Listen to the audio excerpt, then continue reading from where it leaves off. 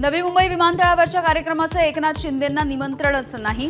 शिवरायांच्या पुतळा अनावरणाच्या कार्यक्रमाची शिंदेंना कल्पनाही नाही। निमंत्रणावरून महायुतीमध्ये पुन्हा एकदा वादाची चिन्ह।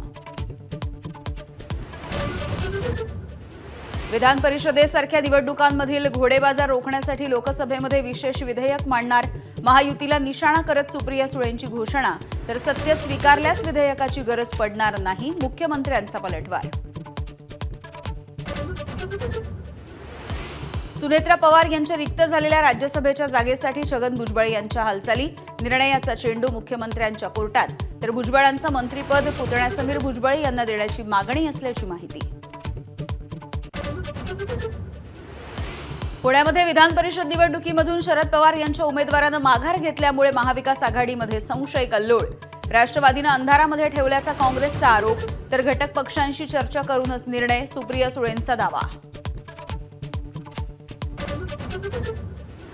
दिल्लीच्या जंतर मंतरवरती कॉक्रोच जनता पार्टीचं 5 तास आंदोलन। 5 दिवसांमध्ये केंद्रीय शिक्षण मंत्र्यांनी राजीनामा दिला नाही तर 13 तारखेला पुन्हा एकदा एल्गार। तर कॉक्रोच पार्टीला कमी लेखू नका, उद्धव ठाकरेंचा सरकारला इशारा। अखेर मान्सूनची महाराष्ट्रामध्ये एंट्री। तळकोकणामध्ये दमदार हजेरी। राज्यामधल्या इतर भागांमध्ये देखील 2 ते 3 दिवसांमध्ये मान्सून व्यापण्याचा अंदाज। किल्ले रायगडावरती शिवराज्याभिषेकाचा सोहळा दिमाखात संपन्न।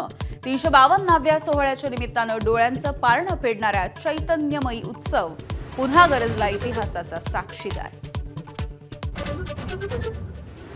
आणि T20 संघाची कमान आता श्रेयस अय्यरकडे। इंग्लंड आयर्लंड दौऱ्यासह आशियाई स्पर्धेसाठी निवड।